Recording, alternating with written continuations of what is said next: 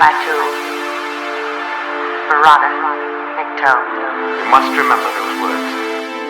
Gordon's alive! You know what the Turing test is? I know Kung Fu. Dead or alive, you are coming with me.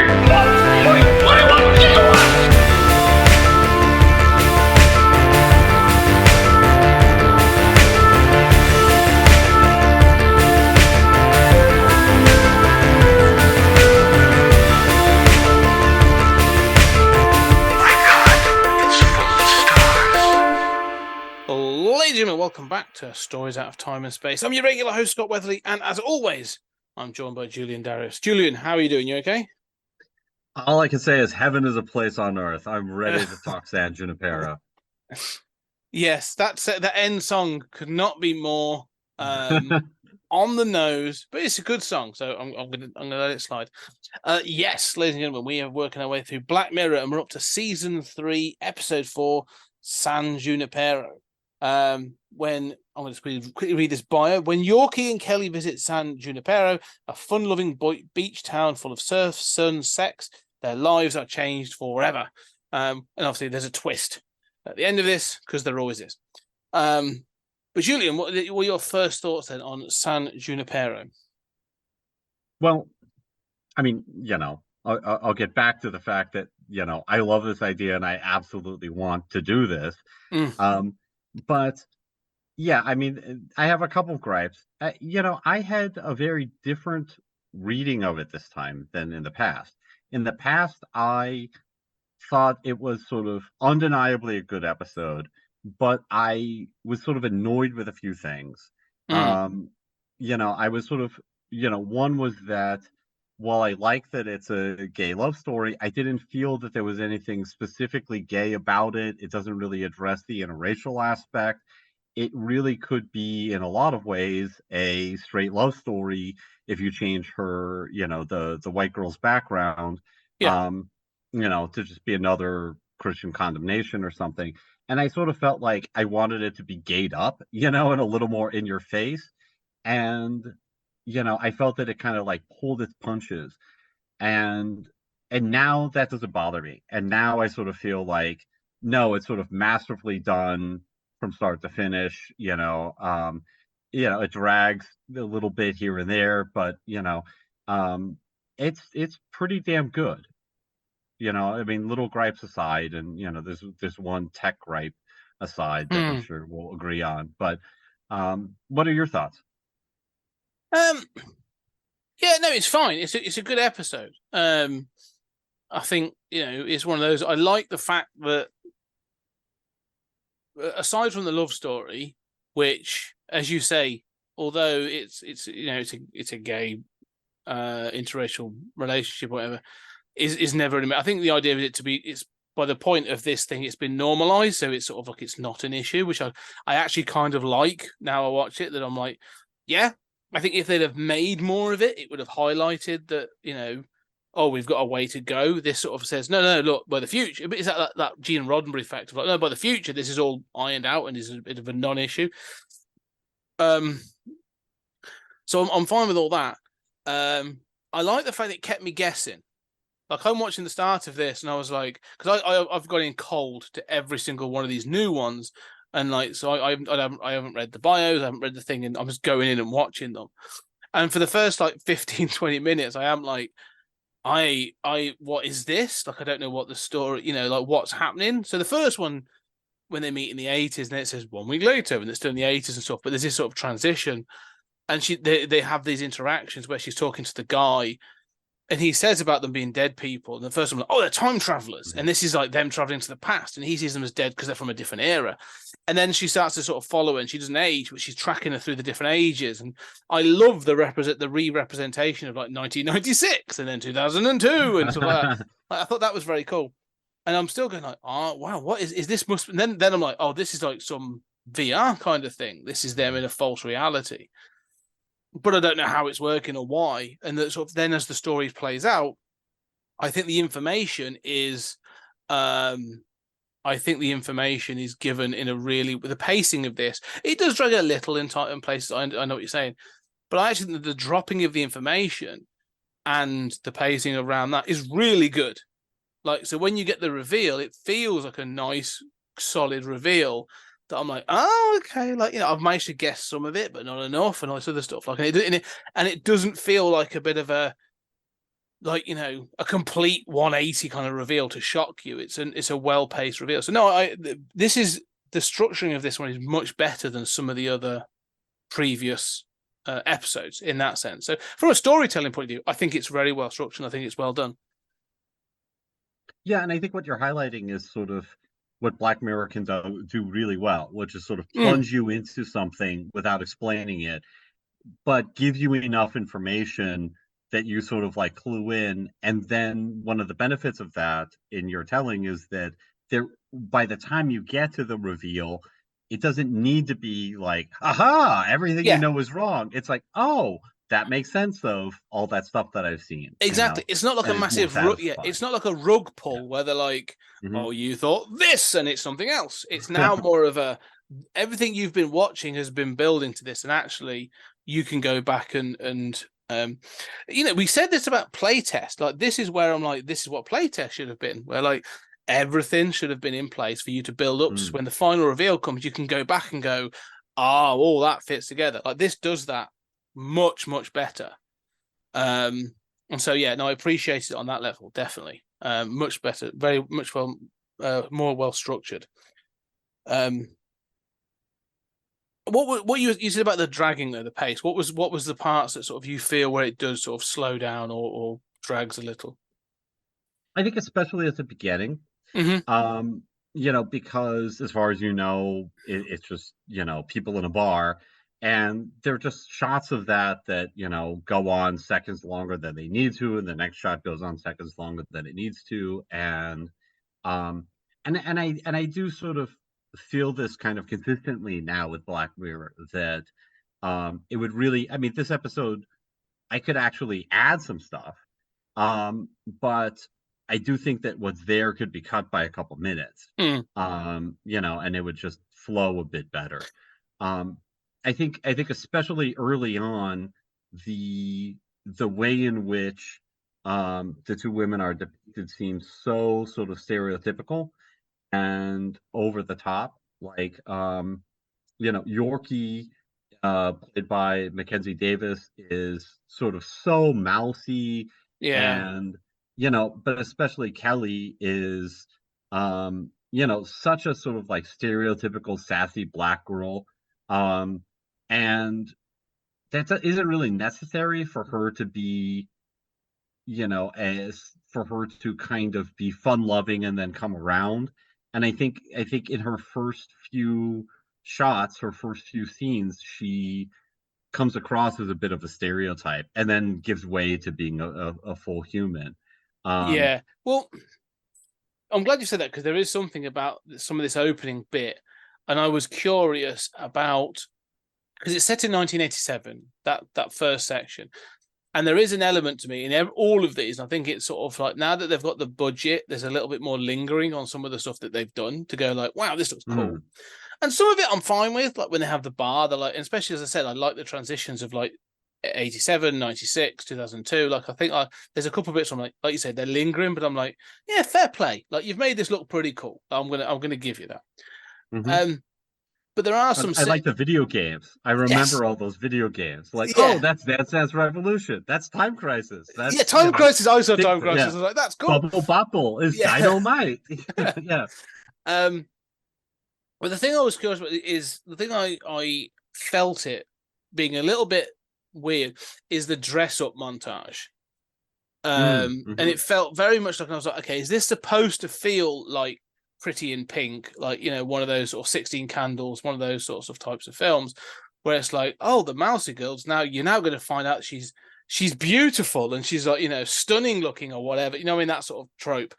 Although, Mackenzie Grace, she's a very attractive woman, but like in this one, she goes with those different 80s looks, sort of like the different styles. And at that point, I was like, this feels like almost like a teen romantic rom-com or drama or whatever. And I was a bit like, that felt a bit played out, where I was like,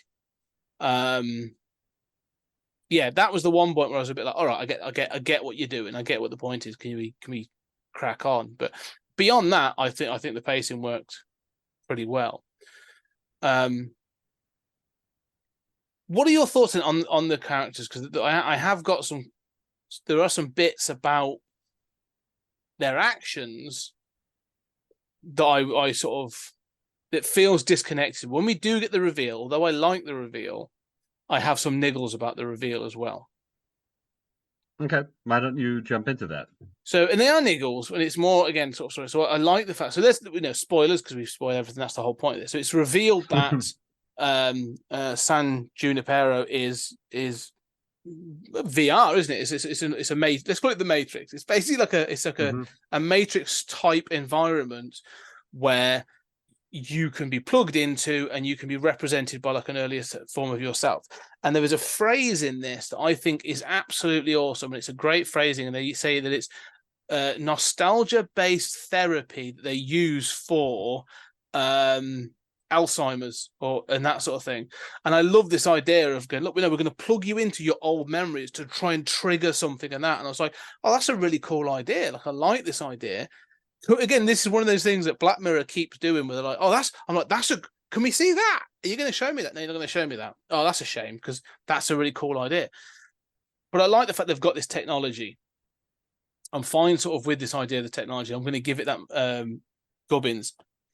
The problem I have is that the characters, when they are in San Junipero, act emotionally like mid-20-year-olds.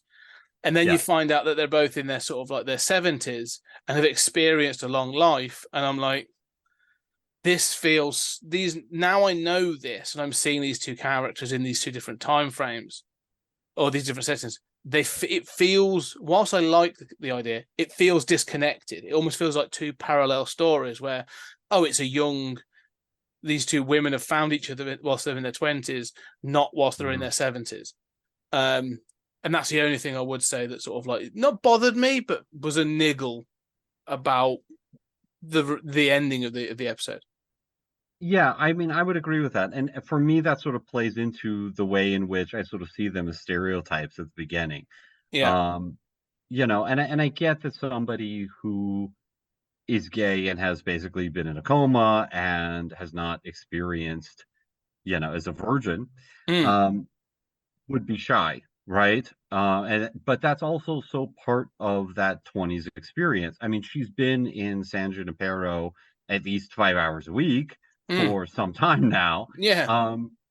But certainly Callie should be a little more wise underneath. And I don't have a problem if she's there to escape, and she, especially in anticipation of her death, that she would play a little young, act a little casual, be a little,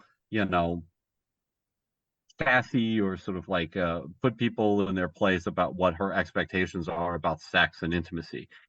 It's the sort of overtly sort of caricature sassy Yes. Sort of stereotype that I find out of line with what somebody who's and there's a different kind of sassiness that old people can have that I really love. But it's a kind of sassiness that comes from like, look, I've looked out for other people my whole life, right? Yeah. I don't have time to fucking give a shit what this orderly thinks of me, like, yeah, bring me this too, thank you, honey, like, yeah, you're not in the business of getting everyone to like you anymore, you've done that. And I really like, actually, when people let go of that. Sometimes it could be amazing. Yeah. But, yeah.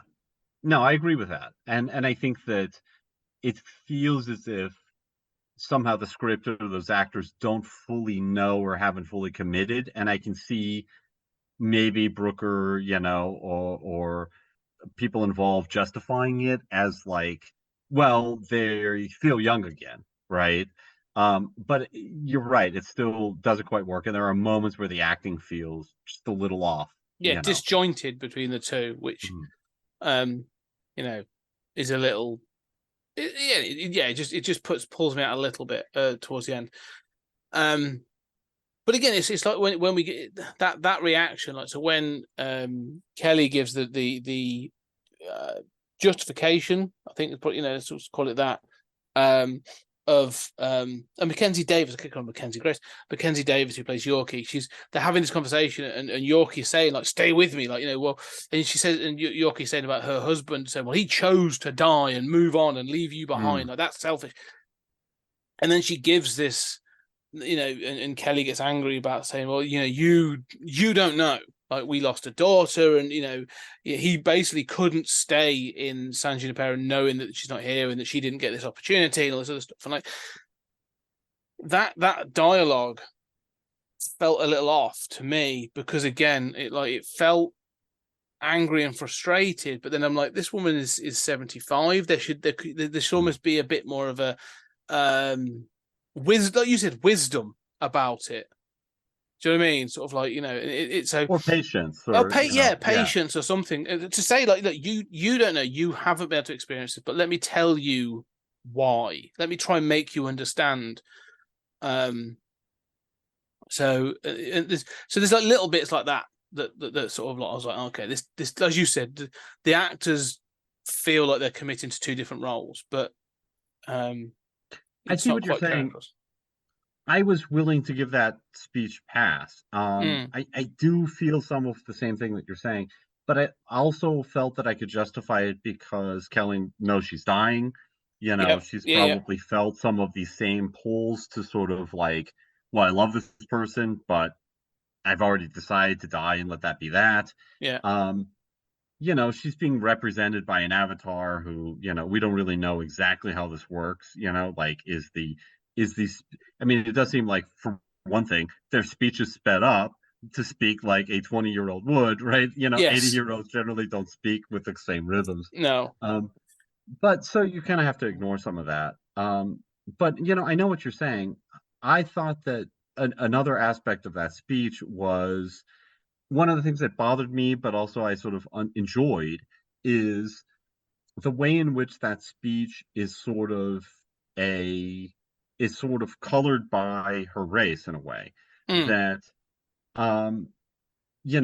it's somebody who's been there. It's a Black woman who has been there for a white woman and has taken it upon herself to, sort of play savior, and really help out this white woman who needed help, especially to get married and, have somebody make that decision, and also have somebody walk her through sex and love, in some ways, and feels that her needs were never asked about and that her interior space was never as important. And I do feel that that's colored by race in a way. And so I read it as a little bit of a frustration. All right. Well, yeah, as a little bit of like, yes, we share something, but you as a white person haven't seen fit to inquire about these things about me in the same way that I have seen fit to be there for you. Yeah. So that was interesting to me, even if I do know what you mean. I'm okay. I'm going to ask a question, because this is, I've watched a number of rom-coms. They're not sort of like my genre, but I've seen them, and some romance films. And Alex is I'm not a huge fan, but I've watched things with her and stuff. One of the things I always try to ask myself is, does the coupling feel authentic? Like, does them falling in love at the end, does that one person running through the rain to get to the airport at the end feel like, it's earned or whatever? Like, some do, some don't, some go through the motions, others feel sort of a bit more earned. The question I have with this one, does the end relationship feel authentic? And by that, what I'm looking at from my point of view, I'm looking at it and going, yeah, from Yorkie, I can see why she's attracted to Kelly. Like, Kelly is, she's a beautiful woman. She's full of energy. She's full of life. She's got, she's just this sort of shining star in this sort of like San Junipero of things. So I'm there going, yeah, I get that. I can completely understand why Yorkie is attracted to Kelly. Like, why would, and this is not to downplay like Mackenzie Davis, because obviously you said she's made more and mousy. They make her sort of. What is the attraction? What is it that makes it reciprocal? And the one thing is, I never fully get an understanding of that in either the VR world or the real world. Like, I feel there's this representation because when York is like, I don't want you to see me, you'll never, you'd hate me, or you'd never, da da da. Is it sympathy? Is it something else? I don't know. It never feels like romantic love. Does that, or am I wrong? I don't know. That's how I feel. No, I think you're right. I think that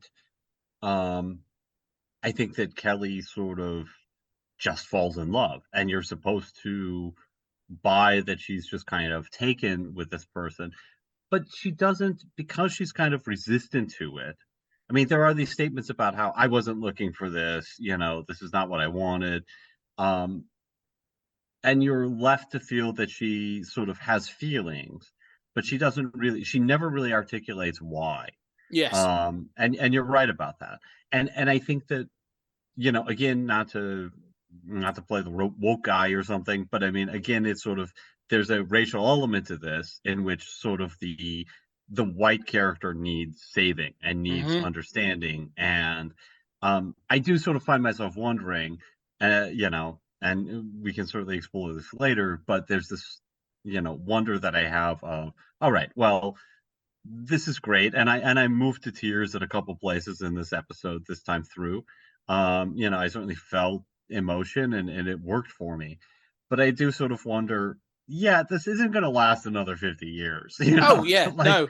Yeah. That's and that's okay. No, but... yeah. This is where, and it's funny you say that, right? So I sent you a list. Because I'm looking at lists at the moment, like, people's interpretation of like the best. Because obviously, whilst we're filming this, season 6 has recently been released on Netflix. We're a little bit ahead.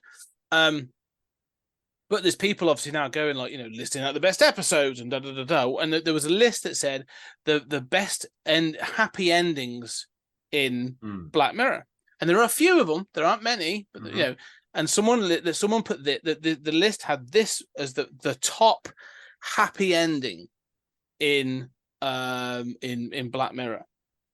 And this where I think my cynicism comes in, because I'm going, okay, that's fine. I'm also thinking of the phrase, which I can't remember who said it, but was it hell is eternity in a room with your friends? And I'm thinking like, yeah. Sartre, maybe? Sort of maybe, I think it's maybe hell is other people. Right? Hell is other people, that kind of thing. I think it is that sort of like Sartre. But this is where I'm thinking like, you're pinning this as this romantic fairy tale ending. And then it's revealed, but we know why they're in. We know they're now in this sort of bank of computers, which will get to technology. This is not this because there's no escape now. Like, I don't know how this. Do you get to opt out and go, right? Well, I'm done now. Unplug me, please. Take me out. No, that is implied, right? I mean, we're told that you can kind of stop and basically commit suicide at any point if you're one of the dead ones, right? And so, okay, eventually that's going to happen, right? Eventually you're going to get your sort of the good place ending. And that came We're to going mind to to me as spoil well. the good place, where it's like, I'm kind of done with living forever. But of course we also see the sort of like S&M club like that I wanted to talk about that. I really dig that. But where it's sort of implied people who have been there after a while just want to feel something, like they're not content to go to the video arcade and, have a scotch and drink or something.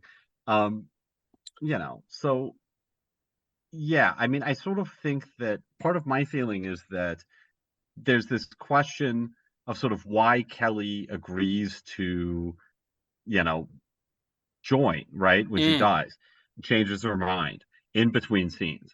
And I think that you're supposed to think, or you're sort of invited to think, that she really loves the other character and wants to, there's this great feeling, and I think it works fantastically, of sort of like a second chance to get it right. The way that this can offer a second chance to these two women who have lived these repressed lives of women in those eras, especially being gay or bi women, and that's very moving. But I sort of feel like it's totally possible that Kelly just says, why am I holding on? I mean, the whole point is getting over the past, right? Yes. Whether it's, you know, Moving on. I Yeah. right. And so, yes, I don't have to be constrained by what happened to my daughter's death, by my marriage, by his death, my ex-husband's death. I can say I've honored all of that, but I'm now going to have this other chapter, and I'm not going to close the door on that before it really begins. Mm. That is not the same thing as I'm going to be in love with you forever, right? Yes, exactly. And her decision is not really to be there forever in that, you know, they're not getting married, you know. She simply decide I would like not to die. So I think that you know, Yeah. it is a trick of cinema and a trick of, I mean, plays before that, novels before that, of sort of what do you show and what do you don't, and where do you stop the story? So Yes. you're right, it's a happy ending, but the only reason it's a happy ending is you're suddenly shown a scene of Kelly has shown up and they jump into a convertible together and ride away. Exactly. And that's literally why it's a happy ending. You could cut that scene and it's just not there.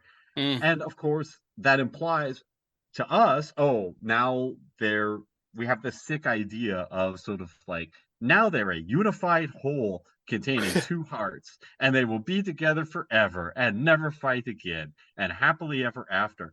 And of course, we know, you know, you're fucking immortal. It's not gonna be sunshine and roses every day. Yeah, exactly. Yeah, and we'll talk about the immortality, but yeah, and that's it. I think it's a little bit, you know, like you say, it's only when they've stopped the story. You know, I wonder if, like, in true Charlie Brooker form, there was a thing where it came up and says 1 week later, and you know, one of them is sat in tears and the other one's gone. I don't know, like, you know, 1 year later maybe or something. Would have been quite interesting. I want to come back round to that the other nightclub, the rock heavy metal kind of place. And to me, it felt Hellraiser-esque. It exists in the well, I'm assuming it exists in all of them, but there's a 1987 version, which is where she goes to first. And there's this idea, and you see these people, and they're all sort of wearing unusual things, and there's that S&M element and other bits and pieces. And there is this thing of like there's clear lives that have lived there, and over time there's an element of boredom of like, I've done this stuff, I've done that, we've been to the arcade, I want something different. And you know, God knows what else is going on in that club. And but I would love to have seen that where she pokes her head in, and they were like you say, full on Hellraiser-esque things, like, you know, people hanging from chains, sort of like, you know, just strips of flesh being cut from the bodies, and sort of like, you know, sort of like, we have so many sides to show you, kind of thing. Like, it just felt like, again, like you said, because it's immortality, I was like, yeah, this sort of feels inevitable. You know, where like a small town where you get up, you know, stay on the beach, go to the club, see the sunset. After a little while, you're like, I need something different. Like, can I go somewhere else? Can I go to Paris? Can I go to New York? Can I go to, you know, climb the mountains of Tibet? Like, you know, is there anything else I can do other than this small, you know, Southern Californian town sort of thing? So that I love the idea that actually, yeah, there are people there that have gone like, I'm bored, let's try something else. Was kind of interesting. Well, you're right. And I think that's part of why I felt in my first viewing that it sort of pulls its punches. And that's kind of, that club is sort of a super sanitized version of like, people get up to some crazy things. Here's you know, a rubber man or something, you know, like wink wink. We all know what's going on here. People are in cages fighting. It does seem very sanitized. And keep in mind, they can turn down their pain meter. Yes. You know, this is referred to. So, yeah, I mean, they'd be shooting each other, you know, there'd be, you know, people deliberately turning that pain meter up, you know, to enjoy sadism and masochism. But the other thing I have to mention along these lines of sort of like how this would happen is So I am, as I've confessed a few times, a huge Grand Theft Auto fan. Mm, And my favorite is, or the one that really brought me in and is a very happy memory to me is um, Vice City, mm, which mm. is set in Florida, but it's also 80s and kind of, these bright colors and all of this.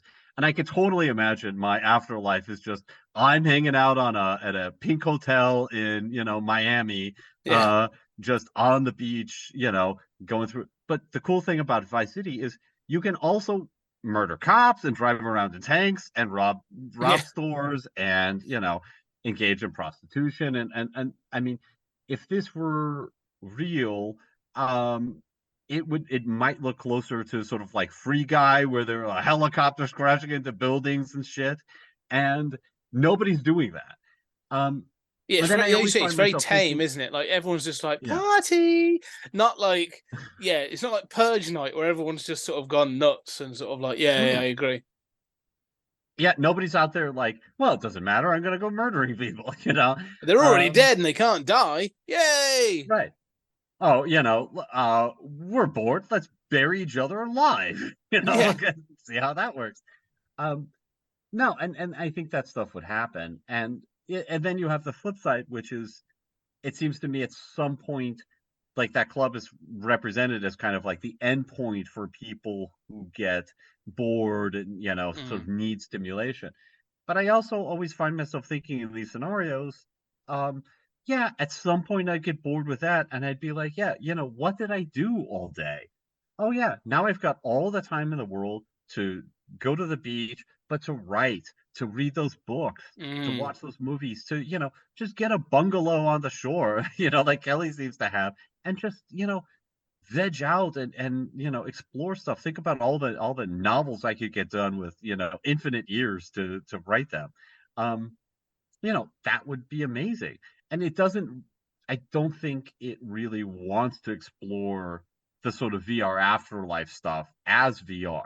And this is sort of one of the limitations of Black Mirror, that each episode kind of has these ideas and plays with these ideas, but it Yeah, always plays with them in the sandbox of the story it's talking about. And yeah. the wider implications of that idea kind of aren't as important. No, and the scope is kept relative. Like, I think that's going to be one of my as we go through all this. When we come back, I think my big thing is going to be the scope is always kept kind of small.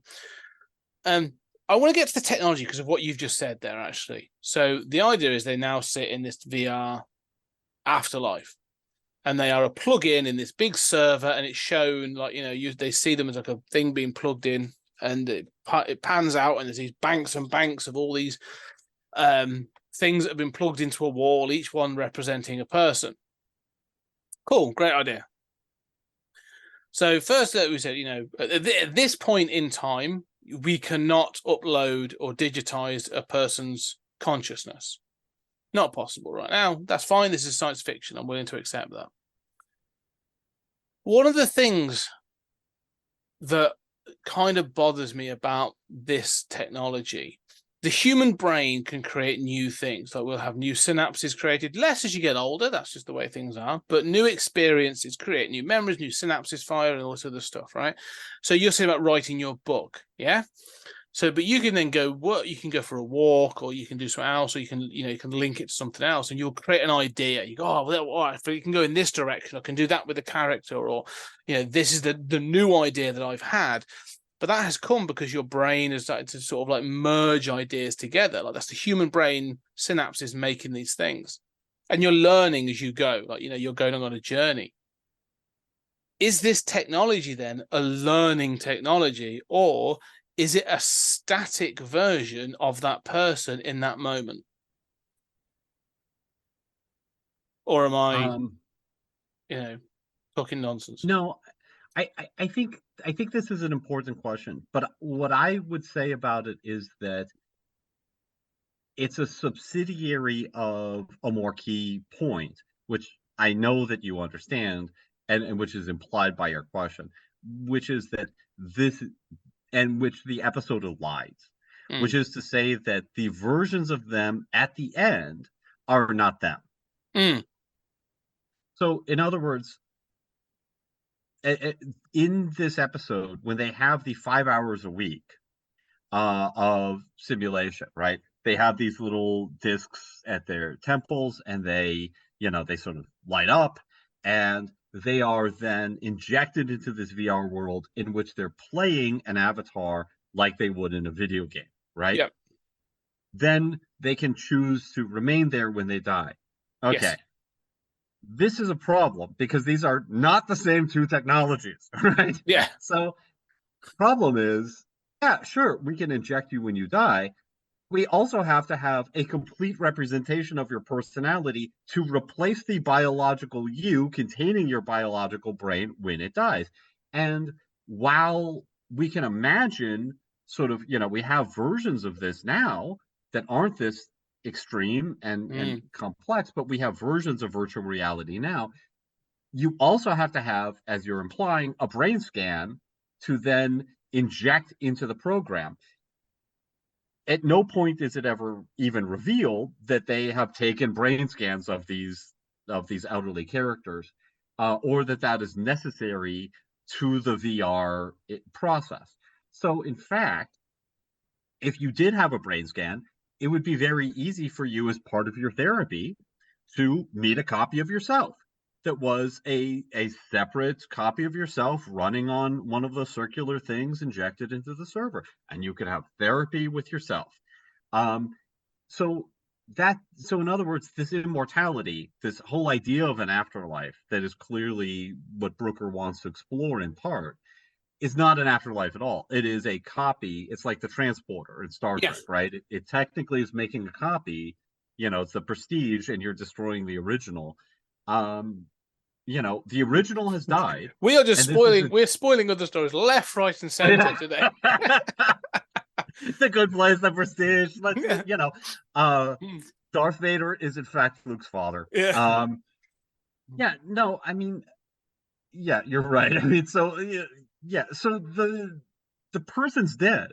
Yeah. There's now this digital copy. So that undermines the idea that this is just a happy story about the afterlife. In fact, at the end, when those characters die, it is now an AI representation of themselves. Now, we've seen in past episodes AI representations of people be created based on like the social media accounts or whatever that aren't perfect. Back. Yeah. Right. This is a better version that's kind of supposed to be them, and it kind of elides that difference. So your question is, like, does that copy of them that's really the AI copy, is it good enough to really make decisions? And I think it depends on their version of how that copying works. And I could imagine, like, obviously in Be Right Back, it's a very superficial copy, right? It's a sort of, representation of them, but it's not really them. Here, you're supposed to believe, and you're given every indication that it is essentially a more perfect copy of them.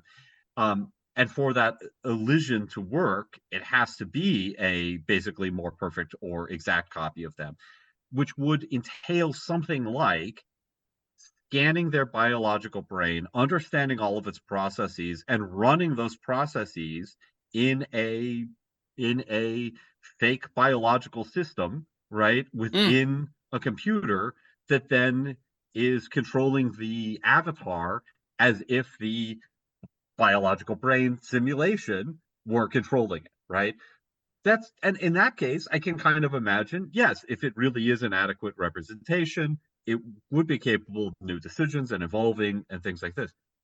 But we don't know that, because this show isn't interested in doing that, because it wants you to feel like it's really the same person getting an afterlife and a second chance.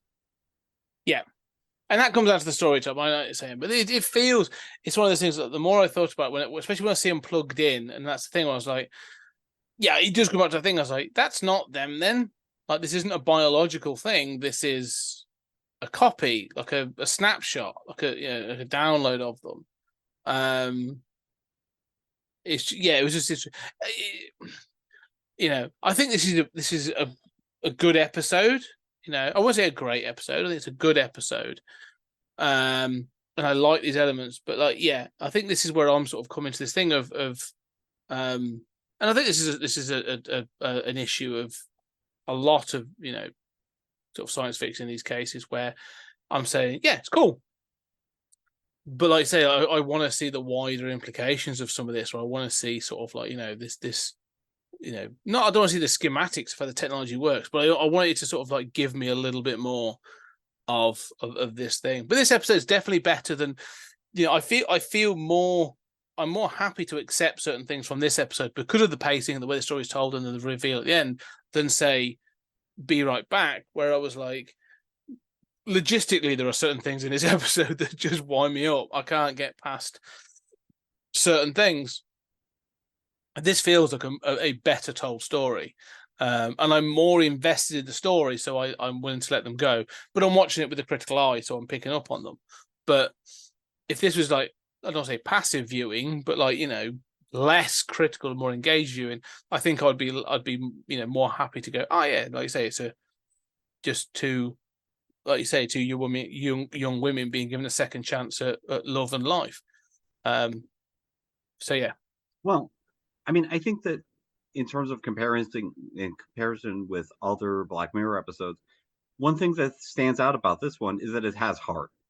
Yes. It cares about those characters, and the direction clearly is there. So Owen Harris directed it, not Brooker, and you really get a sense that he wants it to work out. He wants to sell that love story, and I think that works. And so I think because that works, we're able to overlook certain things. In Be Right Back, it is a kind of love story. It is sort of a version of Her, but as with Her, I don't really buy it in the way I buy it here. No, yeah. Well, actually, I'm just looking. He actually did direct Be Right Back. Okay, well, point withdrawn. Obviously, it worked here for me, and it doesn't really work there. But there, I think we're supposed to be kind of creeped out, right? I mean, yes. He's a bad replacement for the dead husband. Well, I wonder then, do they play then as the opposite of the two sides of a coin then, in that respect? Could you watch Be Right Back and San Junipero and see them as almost like, as a pairing to be watched about different ways of dealing with grief in the afterlife? Yeah, I think possibly. But I think that's slightly complicated by the fact that we have to understand that this is an AI copy of the person and not the original. Yeah. Which I don't think this episode wants you to know, right? Yeah. This episode knows that, but it doesn't want to ever highlight that. And I think that one of my frustrations, in addition to how it feels toned down, especially in the club, and doesn't really imagine VR in the way that, certainly I would use it, is that it's, like, for example, are there NPCs? Is that barman an NPC? We know that Greg isn't. Yeah, I did ask about this. I didn't ask, so I was thinking about this because there are characters, like you said, where when they the character of the young man who's, I'm going to sort of Wes, the guy that sort of like is bothering and stuff, bothering Kelly, they're having a conversation and she's like, look at all these other people, and he's like, oh, they're just dead people or whatever. Which, when I was wondering about being a time travel thing, when I found out at the end, I did think the same. I was like, are there characters in that sort of allow this to function then? Like, if, like you say, the barman and, if there's like taxi drivers or doorman for a club, like there's no way you get to your afterlife and they're like, yeah, would you like to be a doorman on a club? Like, that's your afterlife? Or be a virtual afterlife? No, like, yeah, I did wonder, like, are there NPCs in this that sort of like, can interact with and you can do things with, but they are not they were not generated from the personality of a previously living or organic person. In which case, how different are they? Like, what's their limitations? Like, can they come up with, could you have a conversation with them and they be sort of able to keep up or whatever? Like, I don't know, it'd be interesting to sort of think about that. Right. Or if you're in the S&M club, are you killing them, and not feeling anything about it? And does that delve you to then inflicting pain on the people who are supposed quote unquote real people? Or do you then say, well, those aren't really real people. They're AI ghosts of real people, so it doesn't matter anyway. These are more complex questions.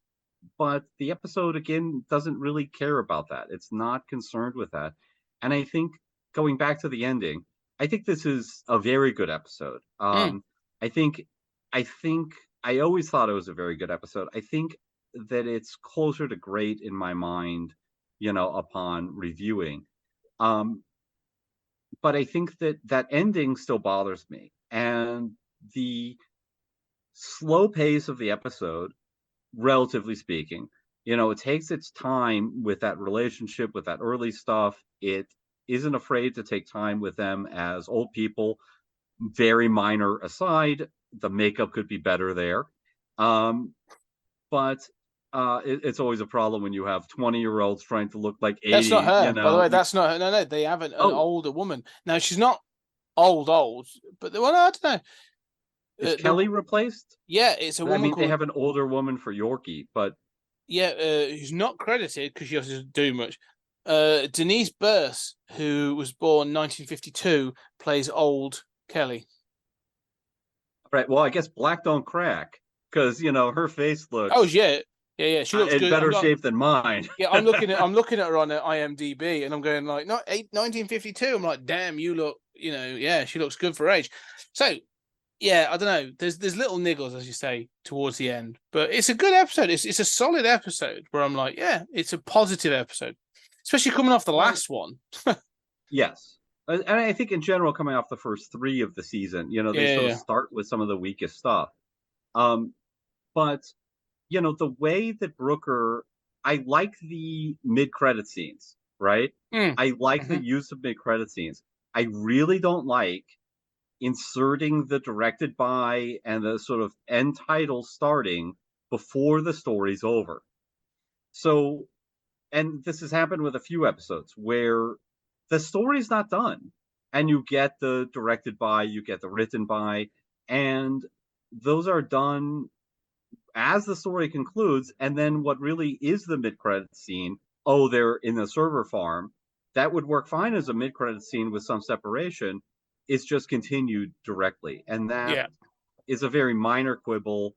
And of course, you could have a real mid-credit scene where it's like 30 years later, the power goes out. Well, I have that as well. Like you said about immortality, and I'm like, yeah, only as long as someone doesn't turn off the power. Like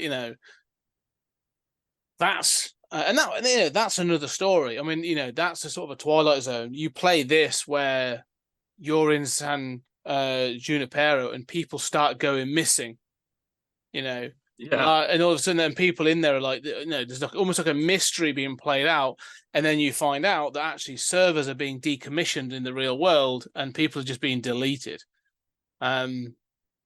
Right, exactly. And I like that TCR or whatever, it's like Tucker, the name of the bar. Yeah. But what happens when that company declares bankruptcy, as you say, right? And it's like, we're not honoring our contracts.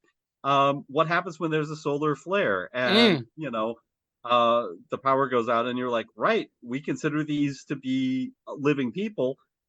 A genocide just happened. Yeah.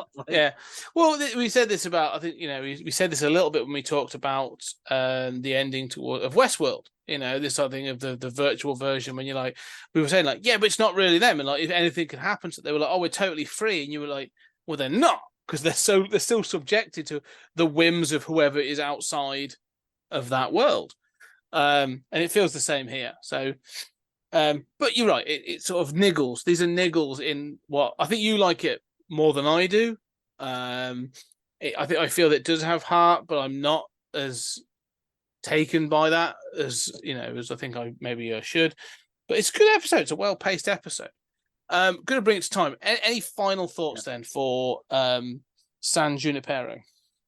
Well, we'll see how this improves or doesn't on subsequent reviewings for you. It's improved for me. I just want to live in Vice City. I just want to live on the beach and not grow old. And that could be an option. We only know that they chose San Junipero, but like one server over could be, like Mega City 1, and like where you're like, yeah, you got to live in this place, or like I choose to live there. So, who knows? That's another one where they could choose different versions. Anyway, anything else? Any final thoughts then before we No, you have any final thoughts? No, I think we've covered it all. Actually, we've covered everything that's in my head.